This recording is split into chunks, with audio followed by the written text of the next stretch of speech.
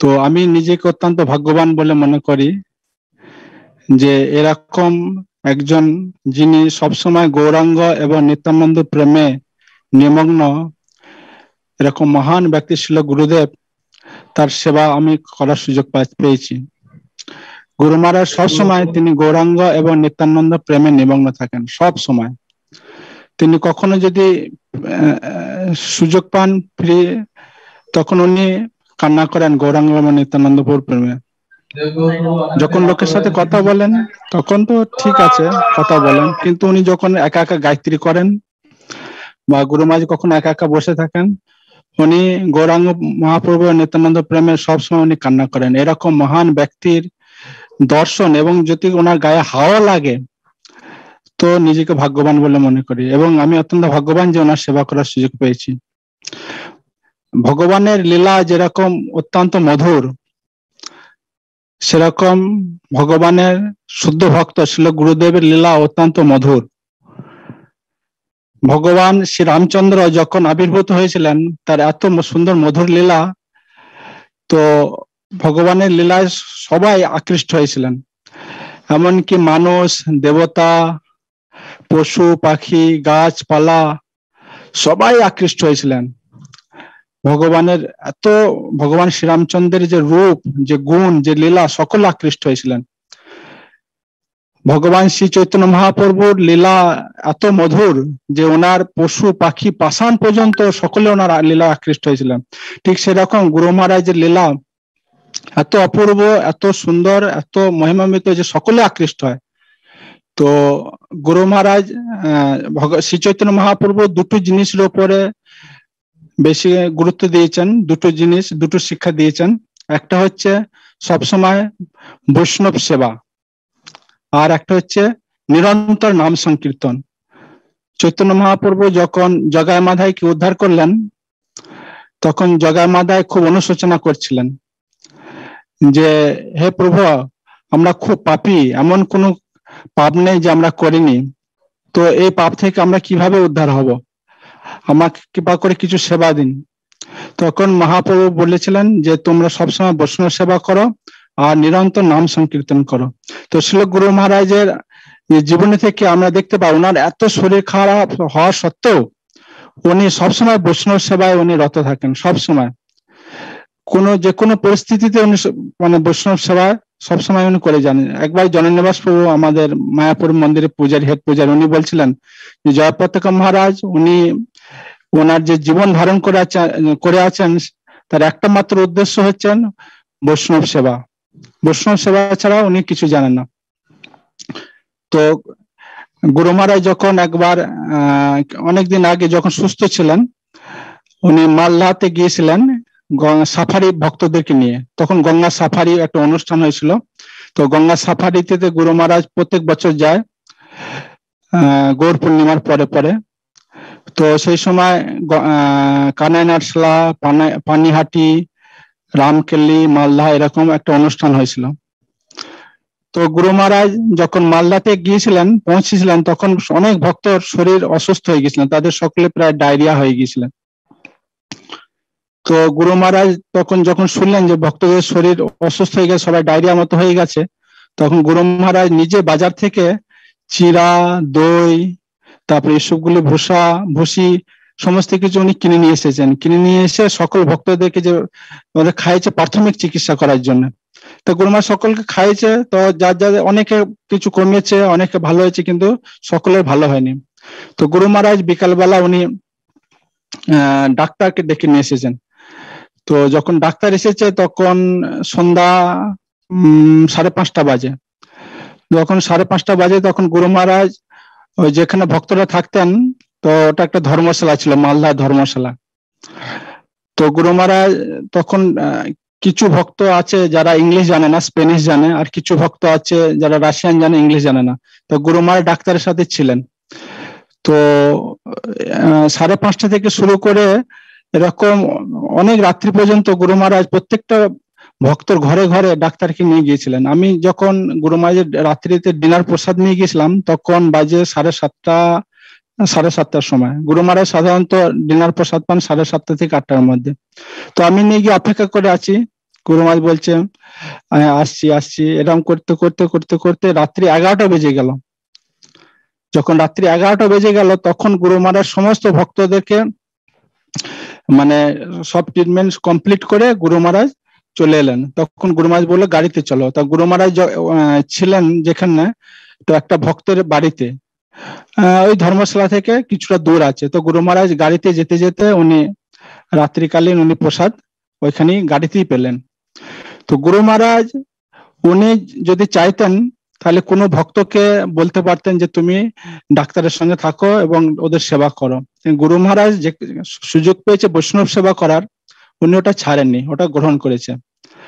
আর একবার যখন আমি একবার দিল্লিতে একটা লোকের সঙ্গে, আমার ভদ্রলোক, উনি ভক্ত না শ্রদ্ধালু, তো ওনার সাথে আমার পরিচয় হয়েছিল। তো উনি একবার বলছিলেন যে আমি ইসকনে একটা লোককে আমি চিনি, ওনার ব্যবহার এত সুন্দর, ওনার ব্যবহার এত মিষ্টি, এত মধুর, আমি জীবনে বলতে পারবো না। আমি বললাম কে? উনি বললেন শ্রীমৎ জয়পতাকা সাই মহারাজ। আমি বললাম কেন? তো উনি বললেন যে আমি অনেকদিন আগে একবার নবদ্বীপ মন্ডল পরিক্রমায় গিয়েছিলাম। ওই ভদ্রলোকটা উনি নবদ্বীপ মন্ডল পরিক্রমায় এসেছিলেন ওনার কোন একটা ভক্তর সাথে। তো যখন নবদ্বীপ মন্ডল পরিক্রমা গুরু মহারাজ যখন সুস্থ ছিলেন তখন প্রত্যেকদিন উনি রাত্রিতে প্যান্ডেলে উনি রাত্রি যাপন করতেন, মায়াপুরে ফিরে আসতেন না, প্যান্ডেলেই থাকতেন। আর গুরু মহারাজ প্রত্যেকদিন উনি প্রসাদ পেতেন সবার শেষে, লাঞ্চ প্রসাদ। যখন সমস্ত ভক্তরা পরিক্রমা করে ফিরে আসতেন সব ভক্তরা খুব ক্লান্ত হয়ে পড়তেন। তো গুরু মহারাজ নিজে প্রসাদ না পেয়ে আর আমরা মায়াপুর থেকে গুরু মহারাজের জন্য প্রসাদ রান্না করে নিয়ে যেতাম। আর গুরু মহারাজ সাথে সাথে যখন খেতে বসতেন তখনই গুরু মহারাজকে গরম গরম চাপাটি ভেজে দেওয়া হতো।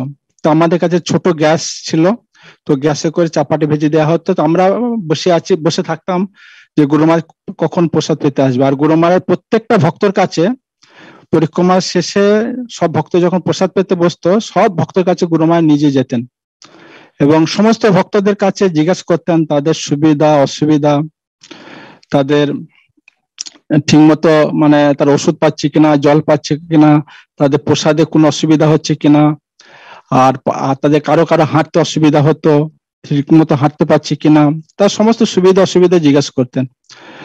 তারপরে গুরু মহারাজ সকলের শেষে পেতেন। আর ঠিক রাত্রিতেও ঠিক ঘুমানোর আগে যখন গুরু মহারাজ ঘুমাতে যাবেন তার আগে প্যান্ডেলে প্রায় ভক্তদের কাছে কাছে যেতেন। তো একদিন ওই ব্যক্তির সঙ্গে, ওই ভদ্রলোকের সঙ্গে দেখা হয়েছে গুরু মহারাজের রাত্রিতে। তখন গুরু মহারাজ ওনাকে জিজ্ঞাসা করেছেন আপনি কোথা থেকে এসেছেন? উনি বলেছেন আমি দিল্লি থেকে। তখন বলেছেন আপনি কি করেন, সমস্ত কিছু বৃত্তান্ত জিজ্ঞাসা করেছেন। তারপরে গুরু মহারাজ ওনাকে বলেছেন যে আমি আপনার জন্য কি সেবা করতে পারি। তো ও খুব খুশি হয়েছে। তখন কোনো কারণবশত ওনার প্যান্ডেলে ওনার মশারি ছিল না, তো মশারি না থাকার জন্য রাতে ভালো মতো ঘুমাতে পারতেন না। তো গুরু মহারাজকে যখন বললেন, গুরু মহারাজ সাথে সাথে কোনো ভক্তকে বলে ওনাকে একটা মশারি আনা করালেন। তো ওনাকে যখন মশারি দেওয়ার পরে উনি এত খুশি হয়েছে, উনাকে কখনো বলছে এত সুন্দর, উনি এত মহান ব্যক্তি যে আমার জন্য একটা সিম্পল সিম্পল জিনিস উনি সমস্ত কিছু নিখুঁত ভাবে খবর নিয়েছে আর মশারি সঙ্গে সঙ্গে এনে ওনাকে দিয়েছে। এই জন্য উনি এত খুশি হয়েছে, আজ পর্যন্ত ওনাকে ভুলতে পারে না। তা গুরু মহারাজের এত সুন্দর ব্যবহার। তো বৈষ্ণব সেবা এত গুরুত্বপূর্ণ, গুরু মহারাজ আমাদের শিক্ষা দিচ্ছে। ভাগবতমের 4th স্কন্ধে প্রভুপাদ তাৎপর্য লিখছেন যে আমাদের পরমার্থিক উন্নতি ভক্ত সেবা ছাড়া কখনো সম্ভব নয়। আমাদের নিজের চেষ্টায় আমরা কখনো পরমার্থিক উন্নতি করতে পারবো না। একমাত্র ভক্ত সেবা মাধ্যমে, ভক্তের কৃপার মাধ্যমে আমরা পরমার্থিক উন্নতি করতে পারবো। একবার যখন মায়াপুরে কিছুদিন, প্রায় 1 বছর হয়ে গেলেন, কিছু ভক্তদের করোনা আক্রান্ত হয়েছিল, অনেক ভক্তদের অসুস্থ হয়েছিল, ব্রহ্মচারী ভক্তরা। তখন প্রায় ভক্তরা বংশী ভবনে থাকতেন, মায়াপুরে বংশী ভবন আছে ওখানে। তো গুরু মহারাজ যখন শুনলেন যে ওদের অনেক অসুস্থ হয়ে পড়েছেন, তখন প্রত্যেকদিন গুরু মহারাজ সমস্ত ভক্তদের সাথে উনি কথা বলতেন জুমের মাধ্যমে। তাদের প্রত্যেকটা ভক্তের সঙ্গে ব্যক্তিগতভাবে তাদের সুবিধা অসুবিধা, তাদের কিরকম জ্বর, কারো কাশি, কার কিছু, সবকিছু উনি গুরু মহারাজ জিজ্ঞাসা করতেন। আর নিয়মিত ভাবে ডাক্তার আসছে কিনা, প্রসাদ পাচ্ছে কিনা, সমস্ত কিছু গুরু মহারাজ নিজে খবর নিতেন। তারপরে গুরু মহারাজ প্রত্যেকদিন প্রত্যেক ভক্তের জন্য ফল পাঠাতেন। যে ভক্তরা অনেকে জ্বর আছে, অনেকে মানে খুব কাশি আছে, বা তারা হয়তো অন্ন প্রসাদ পেতে পারছে না, সেই জন্য গুরু মহারাজ প্রত্যেকটা ভক্ত যাতে ঠিক মতো প্রসাদ পায় সেই জন্য উনি প্রত্যেকদিন প্রত্যেকটা ভক্তের জন্য ফল পাঠাতেন, আর প্রত্যেকদিন তিনি জিজ্ঞাসা করতেন। তো একদিন কোনো কারণবশত গুরু মহারাজ উনি কথা বলতে পারেনি, ওদের সঙ্গে দেখা সাক্ষাৎ করতে পারেনি। তো তারপরের দিন সকালবেলা আমি গুরু মহারাজের রুমে গেছি গুরু মহারাজের সেবা করতে সকাল 5টার সময়। তো আমি যাওয়ার সাথে সাথে গুরু মহারাজ তখন আমাকে বললেন যে আমার গতকাল রাতে আমি সারা রাত ঘুমাতে পারিনি। তো আমি বললাম কেন? বললো আমার ডান পায়ে গোড়ালিতে খুব যন্ত্রণা করছে, সেই জন্য আমি ঘুমাতে পারিনি। তো আমি বললাম গুরু মহারাজ কি এখনো করছে? বলে হ্যাঁ। তখন আমার সাথে একজন ভক্ত ছিল, আমি বললাম নিচে ডাক্তার আছে, ওনাকে ডেকে নিয়ে আসো। তখন উনি যখন ডাকতে গেলেন তখন আমি যে কি করব আমি চিন্তা করতে পারছি না, খুব যন্ত্রণা করছে, কিছু হাত বোলাবো না কিছু ভলে নিচ্ছিল, কিছু স্প্রে করব, খুব যন্ত্রণা করছিল। গুরু মহারাজ এত যন্ত্রণা করছে, তার মধ্যে গুরু মহারাজ আমাকে জিজ্ঞাসা করছে আচ্ছা গতকাল তো ভক্তদের সাথে দেখা করেনি, কথা বলা হয়নি, তো সমস্ত ভক্তরা কেমন আছে? তো গুরু মহারাজ নাম ধরে তো সবাই জিজ্ঞাসা করছে। ভক্তি নিত্যানন্দ মহারাজ, ওনার সুগার অনেক হাই হয়ে গিয়েছিল, তারপরে অচ্যুত অর্জুন ওনার অনেক কাশি হচ্ছিল, এরকম সব ভক্ত গুরু মহারাজ জিজ্ঞাসা করছে ওনারা কেমন আছে। আমি তো অবাক হয়ে গেছি, আশ্চর্য হয়ে গেছি যে গুরু মহারাজ এত যন্ত্রণার মধ্যে, এত শরীর খারাপের মধ্যে উনি ভক্তদের উনি জিজ্ঞাসা করছেন। সাধারণত আমাদের যদি শরীর খারাপ হয় বা এত যন্ত্রণা করে তখন আমরা সবকিছু ভুলে যাই, তখন নিজে কিভাবে সুস্থ হব, নিজে কিভাবে ভালো হব, এটাই আমরা চিন্তা করি। কিন্তু গুরু মহারাজ তিনি কৃষ্ণের প্রতি এত গাঢ় প্রেম, কৃষ্ণের পাদপদ্মে এত ভালোবাসা, যে ওনার শারীরিক যে কষ্ট, যে শারীরিক যে যন্ত্রণা উনি ভুলে গেছেন। ভক্তদের কি হবে, সুস্থ হবে, ভক্তরা কিভাবে তাদের ভালো থাকবে, সেটাই ওনার চিন্তা। তখন আমি বললাম গুরু মহারাজ সবাই ভালো আছে, আপনি চিন্তা করবেন। তখন ডাক্তার এলেন। তো এ থেকে আমরা গুরু মহারাজের থেকে শিক্ষা পাই যে বৈষ্ণব সেবা কত গুরুত্বপূর্ণ। নরোত্তম দাস ঠাকুর বলেছেন যে ছাড়িয়া বৈষ্ণব সেবা নিস্তার পাইয়াছে কেবা, বৈষ্ণব সেবা ছাড়া কোনো গতি নাই, বৈষ্ণব সেবা অত্যন্ত গুরুত্বপূর্ণ। তো গুরু মহারাজ এরকম ভাবে সবসময় উনি সময় পেলেই বৈষ্ণব সেবা করে। আর মহাপ্রভু দুটো শিক্ষা দিয়েছে, দুটো মানে উপরে বেশি নির্ভরশীল করেছেন, গুরুত্ব দিয়েছেন গুরু মহারাজ চৈতন্য মহাপ্রভু। একটা হচ্ছেন বৈষ্ণব সেবা, আর একটা হচ্ছে নিরন্তর নাম সংকীর্তন। আর গুরু মহারাজ তার জীবনে আমি একটা জিনিস দেখেছি, তিনি সব সময় নিরন্তর তিনি কৃষ্ণ নাম সবসময় উনি করেন, সব সময়। ভগবদ গীতায় বলা হয়েছে যে সবচেয়ে শ্রেষ্ঠ যোগী কে, যে সবসময় শ্রেষ্ঠ যোগী যিনি সবসময় আমার চিন্তা করেন, তিনি হচ্ছেন সর্বশ্রেষ্ঠ যোগী। তা গুরু মহারাজ হচ্ছেন সবচেয়ে শ্রেষ্ঠ যোগী, হচ্ছেন মহান যোগী। শুদ্ধ ভক্তই হচ্ছে সর্বশ্রেষ্ঠ যোগী, কারণ উনি খেতে বসতে উঠতে সবসময় উনি কৃষ্ণ নাম করেন, সব সময়, মানে শয়নে জাগরণে সব সময়। উনি যখন হাঁটেন তখন এক স্টেপ হাঁটেন উনি একবার হরে কৃষ্ণ মহামন্ত্র করেন, উনি একটা গ্রাস যখন প্রসাদ মুখে গ্রহণ করেন উনি একবার কৃষ্ণ নাম করেন, উনি যখন শ্বাস নেন হাফ দিকে শ্বাসে উনি হাফ হরে কৃষ্ণ মহামন্ত্র জপ করেন, আর একদিকে উনি হাফ করেন, এরকম ফুল করেন। তো সবসময় উনি কৃষ্ণ নাম করেন। তো সবসময় তো কৃষ্ণ নাম করেন, কিন্তু এরকম খুব ব্যক্তি কম আছে যে গভীর ঘুমের মধ্যে, গভীর নিদ্রার মধ্যেও কৃষ্ণ নাম করেন, এরকম ব্যক্তি তো আমি কোথাও দেখিনি। কিন্তু হ্যাঁ, গুরু মহারাজ আছেন গভীর নিদ্রার মধ্যেও তিনি কৃষ্ণ নাম জপ করতে থাকেন।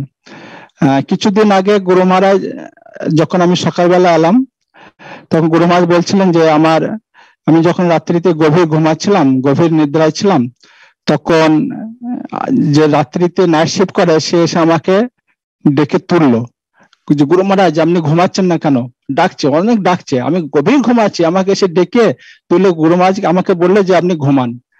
গুরু মহারাজ তো বলছে, আমি তো অবাক হয়ে গেছি, আমি গভীর ঘুমাচ্ছি, তার মধ্যে আমাকে ডেকে তুলে আবার বলছে আপনি ঘুমান।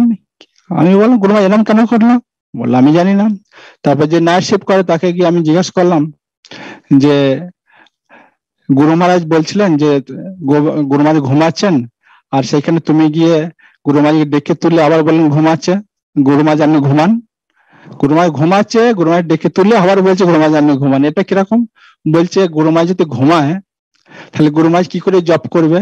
গুরু মহারাজ ক্লিকারে উনি পরিষ্কার উনি মহামন্ত্র জপ করছেন, হরে কৃষ্ণ কৃষ্ণ কৃষ্ণ হরে হরে, হরে রাম রাম রাম হরে, পরিষ্কার উনি জপ করছেন আর উনি ক্লিকারে এরকম টিপছেন। তখন আমি ব্যাপারটা বুঝতে পারলাম যে গুরু মহারাজ ভাবছে গুরু মহারাজ গভীর ঘুমিয়ে আছেন, আর এ ভাবছে যে গুরু মহারাজ জেগে আছেন। কিন্তু হ্যাঁ, সত্যি গুরু মহারাজ ঘুমিয়েছিলেন, কিন্তু ঘুমের মধ্যেও উনি কৃষ্ণ নাম করছেন। এরকম জগতে এরকম ব্যক্তি খুব কম যে গভীর ঘুমের মধ্যেও তিনি কৃষ্ণ নাম করতে থাকেন। কৃষ্ণ নাম সবসময় ওনার জিহ্বায় অধিষ্ঠ থাকেন, সবসময় উনি কৃষ্ণ নাম করতে থাকেন। তো গুরু মহারাজের লীলা থেকে আমরা দুটো জিনিস খুব শিক্ষা পাই, যে সবসময় বৈষ্ণব সেবা এবং নিরন্তর নাম সংকীর্তন। মহাপ্রভু বলেছেন এই দুটো যদি কেউ নিষ্ঠা সহকারে করে সে সহজে সে কৃষ্ণকে লাভ করতে পারে এবং সে কৃষ্ণ প্রেম লাভ করতে পারে। তো গুরু মহারাজের আর একটা গুণ হচ্ছে দয়ালু। তিনি অত্যন্ত দয়ালু। চৈতন্য মহাপ্রভু হচ্ছে দয়ার সাগর, চৈতন্য চন্দ্রে দয়া করহ বিচার, বিচার করিলে চিত্তে পাবে চমৎকার। চৈতন্য মহাপ্রভু দয়া সাগর। সেরকম চৈতন্য মহাপ্রভুর যে শুদ্ধ ভক্ত ছিল গুরুদেব অত্যন্ত দয়ালু, অত্যন্ত কৃপালু। প্রচারকের একটা বিশেষ গুণ হচ্ছে দয়া। দয়া না থাকলে সে কখনো প্রচার করতে পারবে না। তাই গুরু মহারাজের হৃদয়ে দয়া পরিপূর্ণ। তো গুরু মহারাজ একবার মায়াপুরের শরীর খুব অসুস্থ হয়ে পড়েছিল। তখন গুরু মহারাজের শরীর এত অসুস্থ হয়ে পড়ে গেছে গুরু মহারাজকে হুইল চেয়ারে লিফটে করে নিয়ে যেতে পারা যায়নি। তখন সিঁড়ি দিয়ে স্ক্রাচার দিয়ে গুরু মহারাজকে সিঁড়ি দিয়ে নিচে নামিয়ে নিয়ে যাওয়া হয়েছিল। তো গুরু মহারাজকে তখন কলকাতায় একটা হসপিটাল, মেডিকো হসপিটাল, তো মেডিকো হসপিটাল গুরু মহারাজকে ভর্তি করানো হয়েছিল। তো গুরু মহারাজ ওইখানে গিয়ে আরো অসুস্থ হয়ে পড়েছিলেন। তো গুরু মহারাজ 2-3 দিন পরে ওইখানে একজন নার্স, হসপিটালে একজন নার্স গুরুদেবকে জিজ্ঞেস করছেন, আচ্ছা স্বামীজি, ওই নার্স ছিল অবশ্য খ্রিস্টান, উনি গুরু মহারাজকে জিজ্ঞেস করছে, আচ্ছা স্বামীজি আপনারা তো মহান ব্যক্তি, আপনারা তো শুদ্ধ ভক্ত, তো আপনাদের এত শরীর খারাপ কেন, আপনারা এত অসুস্থ কেন? তখন গুরু মহারাজ উনি একটা কথা বললেন, আমার খুব দুঃখ লেগেছিল, খুব মানে হৃদয় ভেঙে গেছিল। গুরু মহারাজ দুঃখ করে বললো যে আমার অনেক শিষ্য আছে যারা দীক্ষা গ্রহণ করেছে, দীক্ষা নেওয়ার পরে অনেক শিষ্য আছে যারা ঠিকমতো নিয়ম পালন করে না। তারা 4টে নিয়ম তারা ঠিকমতো পালন করে না এবং নিয়মিতভাবে 16 মালা জপ করে না। তাদের পাপগুলো আমাকে গ্রহণ করতে হয়েছে। গুরু মহারাজ খুব দুঃখের সহিত এরকম বলছিলেন, আমার খুব খারাপ লেগেছিল যে অনেক শিষ্য আমরা আছি যে যারা 16 মালা জপ করে না এবং 4টে নিয়ম পালন করে না। এটা গুরু মহারাজ ওই নার্সকে বললেন এবং সেই জন্য আমার এরকম কষ্ট হচ্ছে। তখন ওই নার্স বললেন, হ্যাঁ যীশু খ্রিস্ট এরকম মহান ব্যক্তি ছিলেন যে যীশু খ্রিস্ট তিনি সমস্ত লোকের পাপ গ্রহণ করেছিলেন, সেই জন্য যারা মহান ব্যক্তি তারা সকলের পাপ গ্রহণ করেন। তখন আমার একটা কথা মনে পড়লো যে চৈতন্য মহাপ্রভুর একজন ভক্ত ছিলেন বাসুদেব দত্ত। বাসুদেব দত্ত এরকম মহান ছিলেন যে উনি মহাপ্রভুর কাছে একবার নিবেদন করছিলেন যে হে প্রভু, যে সমস্ত জীবের যে কষ্ট, সমস্ত জীবের যে দুঃখ, সমস্ত জীবের এই কষ্ট দুঃখ আমি দেখে সহ্য করতে পারছি না। হে প্রভু, সমস্ত জীবের যে পাপ, সে পাপটা আমাকে দেন, আমায় সেই পাপ আমার মাথায় নিয়ে আমি নরকে যাই, আর সমস্ত জীব তারা উদ্ধার পেয়ে তারা ভগবান কাছে ফিরে যাক। এটা হচ্ছে ভক্তের হৃদয় কত দয়ালু, কত বড়, কত মহান, এরকম কে বলতে পারে? সাধারণত যখন আমাদের যে শরীর খারাপ হয়, যে শরীর অসুস্থ হয়, এটা সাধারণত পূর্বজন্মের পাপ কর্মের ফল দরুন থেকে এরকম আমরা কষ্ট পাই বা এরকম পাই। সাধারণত যদি আমাদের কখনো শরীর খারাপ হয় বা এরকম কিছু হয়ে যায় তো চিন্তায় ঘুম হয় না। আমি সাধারণত একটু শরীর খারাপ হলে বিশাল টেনশন হয়ে যায়। কিন্তু বাসুদেব দত্ত উনি কি বলছেন যে সমস্ত জীবের পাপ আমাকে দাও প্রভু, সেই পাপ নিয়ে আমি নরকে যাই আর সবাই উদ্ধার হোক। এরকম হচ্ছেন শিল গুরুদেব। শিল গুরু মহারাজ সমস্ত ব্যক্তির পাপ তিনি মাথায় গ্রহণ করে তিনি কষ্ট পাচ্ছেন, তিনি দুঃখ পাচ্ছেন, তিনি কিছু বলেন না। সমস্ত কিছু কষ্ট পেয়ে সত্ত্বেও তিনি চায় যে সমস্ত জীব কৃষ্ণের পাদপদ্মে শরণাগত হোক, শ্রীকৃষ্ণের চরণে আশ্রয় গ্রহণ করুক।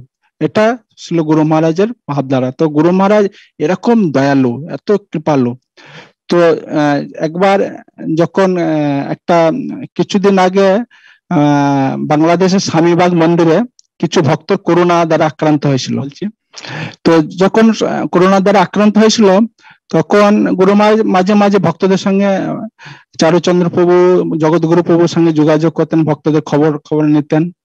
তো একদিন এখানকার একজন ভক্ত কুলদীপ প্রভু, উনি আমাকে ফোন করছিলেন। কুলদীপ প্রভু আমাকে ফোন করে বললেন যে আমার কিছু আয়ুর্বেদিক ট্রিটমেন্ট আছে, যে আয়ুর্বেদিক ট্রিটমেন্ট করে যদি অনেক ভক্তরা সুস্থ হয়েছে, তো এটা যদি গুরু মহারাজ বাংলাদেশের ভক্তদেরকে বলে, তো বাংলাদেশের ভক্তদেরকে বললে ওরা যদি এটা ফেসবুক বা এরকম যদি প্রচার করে, তাহলে ওখানকার যে মুসলমানদের সঙ্গে একটা ভালো সম্পর্ক, ভালো সম্বন্ধ হবে। তখন উনি বললেন, তখন আমি গুরু মহারাজকে বললাম, গুরু মহারাজ এরকম কুলদীপ প্রভু বলছে ওনার কিছু ট্রিটমেন্ট আছে, এটা যদি ওরা প্রচার করে তাহলে অনেক মুসলমানদের ওখানে হচ্ছে, তো এটা যদি ওরা করে তাহলে ওদের ভালো হবে, অনেক উপকার হবে এবং ভালো সম্পর্ক হবে। তখন গুরু মহারাজ বলল খুব ভালো। তো গুরু মহারাজ বলে এর সঙ্গে আরো দুটি জিনিস যোগ করতে পারি। বলে কি?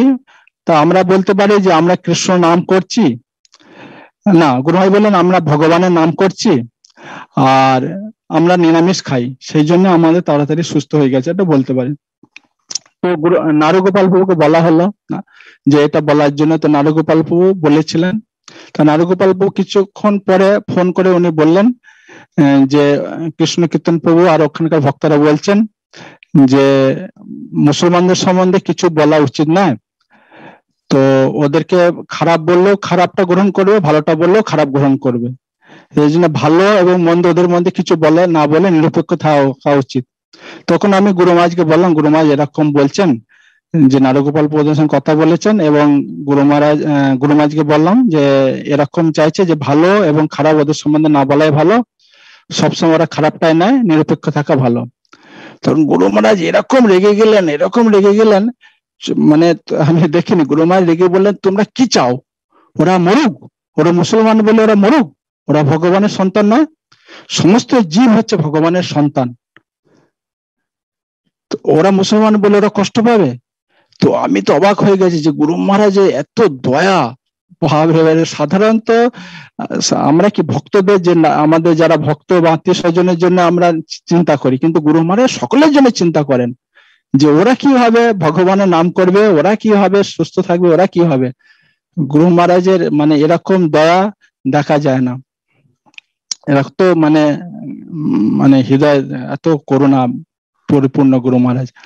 তো গুরু মহারাজ এরকম অনেক লীলা আছে। যখন গুরু মহারাজ একবার একাচক্র ধামে গেলেন, তখন একাচক্র ধামে গুরু মহারাজ একদিন আগে গিয়েছিলেন যখন মন্দির উদ্বোধন হলেন। তো একাচক্র ধামে যখন মন্দির উদ্বোধন হলেন, তখন সেই দিন রাত্রিতে গুরু মহারাজের শরীর খুব অসুস্থ হয়ে পড়েছিল। যখন গুরু মহারাজের শরীর খুব অসুস্থ হয়ে পড়েছিল, তখন ওই দিন রাত্রিতে গুরু মহারাজকে অ্যাম্বুলেন্সে করে দুর্গাপুরে নিয়ে যাওয়া হলো। তখন গুরু মহারাজ যখন দুর্গাপুরে নিয়ে যাওয়া হলো, তখন গুরু মহারাজ সকালে দেখি সুস্থ ছিলেন, তারপরে একটু পরে গুরু মহারাজ খুব অসুস্থ হয়ে পড়েছিল, তো অক্সিজেন খুব কমে গিয়েছিল, অক্সিজেন নিতে পারছিলেন না। তখন গুরু মহারাজকে আইসিইউতে ভর্তি করা হয়েছিল।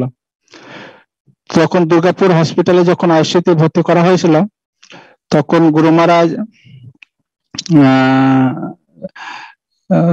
তারপরে দুদিন পরে, তখন ডাক্তারেরা তখন যেহেতু গুরু মহারাজ শ্বাস প্রশ্বাস নিতে কষ্ট হচ্ছে, তার মুখ দিয়ে ওনাকে কৃত্রিম ভেন্টিলেশনের মাধ্যমে শ্বাস প্রশ্বাস নিচ্ছিলেন। তখন আমি সকালবেলা গুরু মহারাজের জন্য কিছু লিকুইড প্রসাদ যেটা পাইপের মাধ্যমে খাওয়ানো হতো, তো আমি হসপিটালে গিয়েছিলাম। তো হসপিটালে নিয়ে গিয়ে আমি যখন ডাক্তারকে দিতাম, ওরা পাইপের মাধ্যমে গুরু মহারাজকে খাওয়াতেন। তো এরকম কিছু খাওয়ানো টাওয়ানোর পরে কিছুক্ষণ থেকে আমি যখন চলে আসছি, কারণ আমাদের শুধু অ্যালাউ ছিল যখন প্রসাদ নিয়ে যাব, তখন সবসময় আমাদের থাকতে দিত না। তো যখন আমি চলে আসছি তখন গুরু মহারাজ আমাকে ডাকলো। তখন ওখানে আইসিইউতে সাধারণত যারা কথা বলতে পারে না, একটা সাদা পিচ বোর্ড থাকে, তাদের সাদা কাগজে লেখা থাকে ABCD এরকম লেখা থাকে। তো কিছু যেহেতু কথা বলতে পারে না, ওখানে হাত দিয়ে দিয়ে গুরু মহারাজ টাইপ করতেন। তো আমার কিছু লাগবে বা কিছু এরকম টাইপ করতেন এটা। তো গুরু মহারাজ খুব স্পিডে উনি টাইপ করছিলেন, তো আমি কিছু বুঝতে পারছিলাম। তখন ওখানে একজন ভক্ত ছিল শ্রীনিবাস প্রভু, তো আমি ওনাকে ডাকলাম যে গুরু মহারাজ কিছু বলতে চাইছে, আপনি এসুন একটু সাহায্য করুন। তখন উনি এলেন, তখন গুরু মহারাজ উনি বললেন যে আমি কিছু ছোট ছোট ছোট লাড্ডু মহাপ্রসাদ, কিছু মহাপ্রসাদের লাড্ডু চাই, কিছু মহাপ্রসাদের লাড্ডু নিয়ে আসো। ঠিক আছে, নিয়ে এলাম। আর গুরু মহারাজ বললেন কিছু ক্লিকার নিয়ে আসো।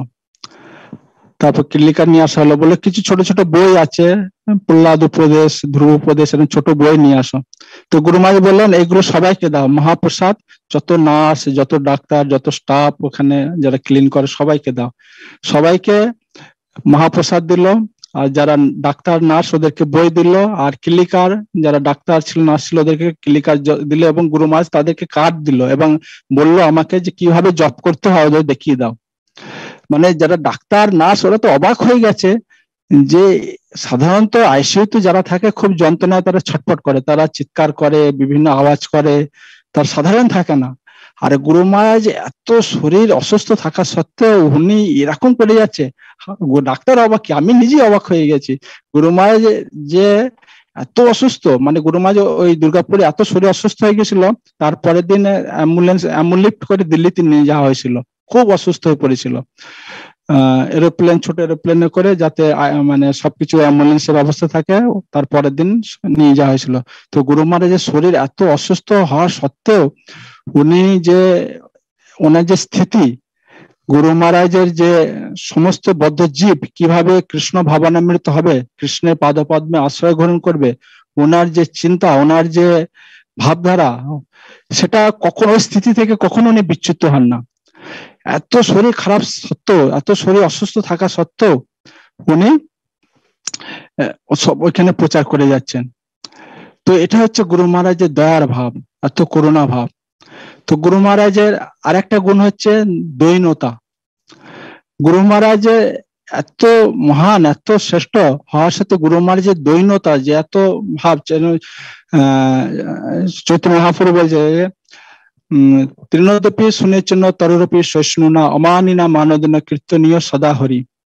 যিনি ঘাসের থেকেও নিচু, যিনি কখনো নিজে মানের আশা করে না এবং অপরকে মান দেন, তিনি একমাত্র কৃষ্ণ নাম করার যোগ্য।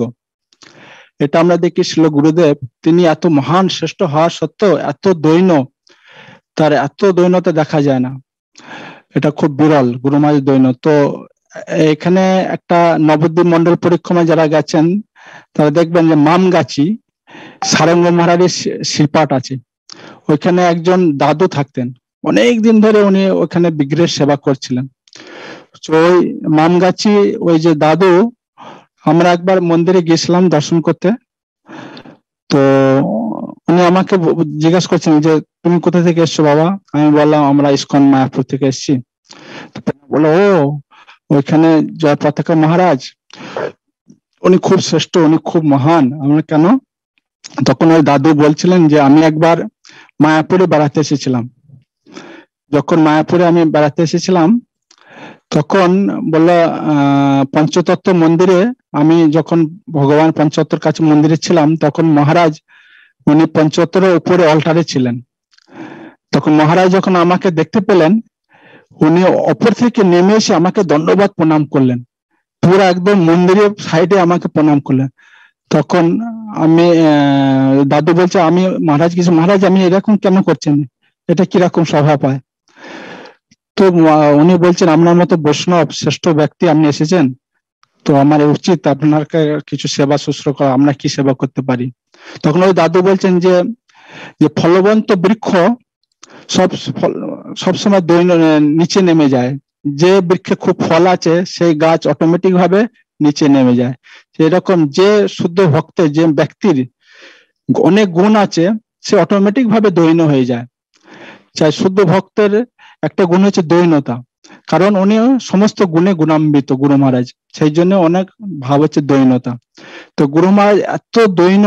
আর একবার গুরু মহারাজ যখন সুস্থ ছিলেন তখন গুরু মহারাজ ওই লোটাস বিল্ডিং এর ছাদে ওইদিকে রুমে উনি ঘুমাতেন, আর আমরা এদিকে থাকতাম। তো গুরু মহারাজ প্রত্যেকদিন সেই সময় নৃসিংহদেব আরতি করতেন, মঙ্গল আরতিতে।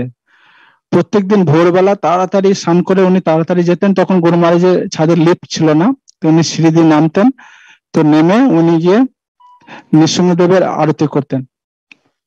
তো একদিন আমি গুরু মহারাজের পিছু পিছু যাচ্ছি, আর গুরু মহারাজ এই সিঁড়ি থেকে নেমে যেখানে প্রভুপাদের পিছন থেকে যেখানে মাতাজিরা ফুলের মালা তৈরি করে ওই গেট দিয়ে গুরু মহারাজ ঢুকতেন।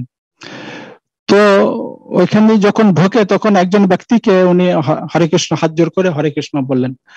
ওই ব্যক্তি কোনো উত্তর দেয়নি, জানি না দেখেছি এখানে উত্তর দেয়নি। তারপরে যখন প্রভুপাদকে প্রণাম করে আরেকজনকে, ওইখানে একজন ব্যক্তিকে গুরু মহারাজ হরে কৃষ্ণ বললেন, সে ব্যক্তি কোনো উত্তর দেয়নি। তারপরে যখন নৃসিংহদেবের মন্দিরের আগে গেলেন তখন গুরু মহারাজ ওইখানে গিয়ে একজন ব্যক্তিকে উনি হরে কৃষ্ণ বললেন, সেও কিছু বলেনি। তো এরকম দেখে আমার হৃদয় এত বিগলিত হয়ে গেল যে এরকম মহান ব্যক্তির জন্য আমি নৃসিংহদেবের কাছে প্রার্থনা করছি যে আমি সবসময় সেবা করতে পারি।